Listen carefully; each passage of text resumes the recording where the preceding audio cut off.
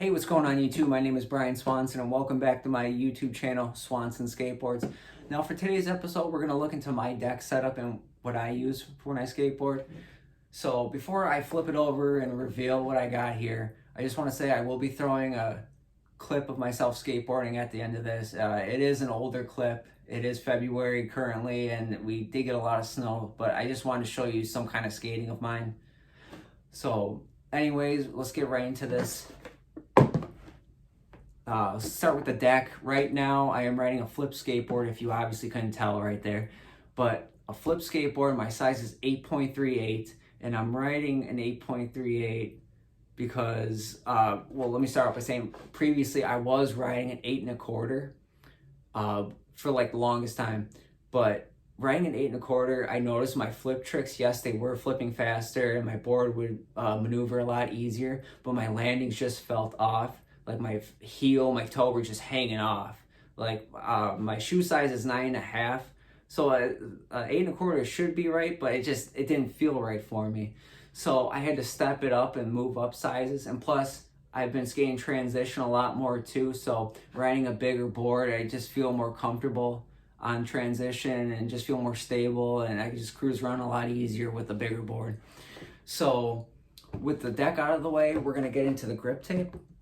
Now, I ride Mob grip tape, but the biggest selling point of the Mob grip tape is that when you buy Mob grip tape, they come with holes already in the grip tape. So when you're laying it down on your board, manning it down and everything, that there are no air pockets, which is the biggest selling point for Mob grip tape. And plus, it is grippy, so not taking away anything from that, but this is why I ride Mob grip tape.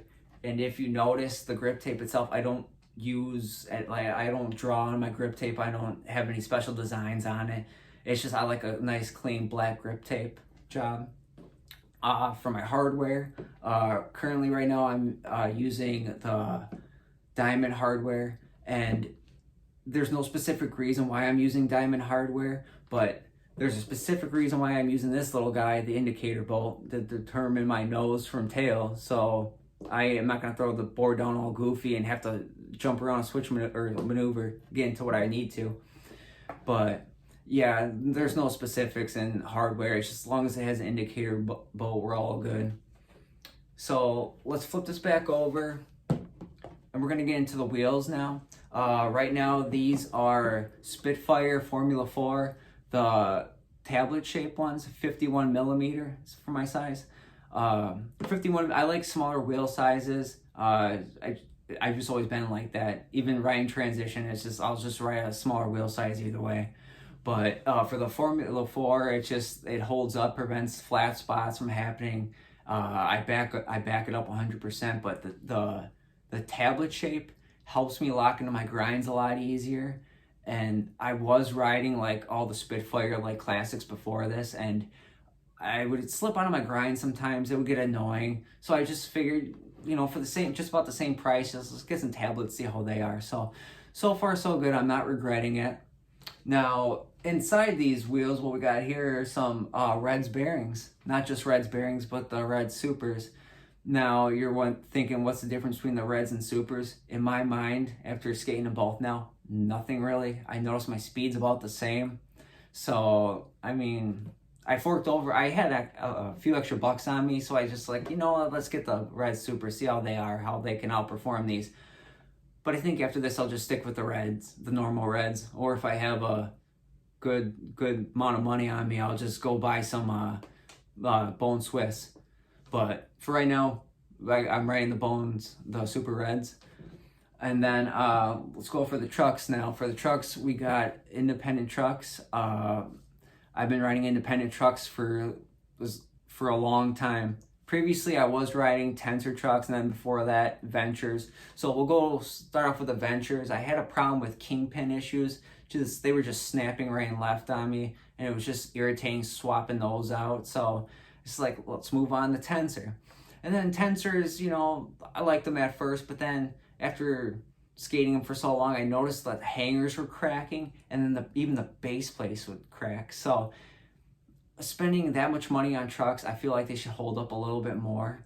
So I got in the Independents, and I don't have any regrets going to them. I have one issue with them, but we'll talk about that in a sec. But otherwise, the base plates, the hangers, everything's holding up for it. So, okay.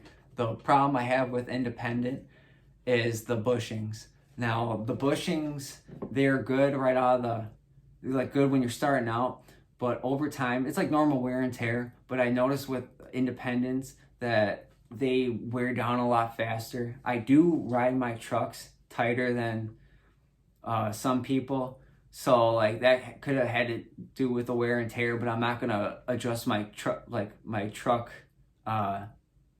I'm not gonna adjust my setup just because of bushing. I want a constant setup, so I switch it out to the Bones bushings, the hard ones.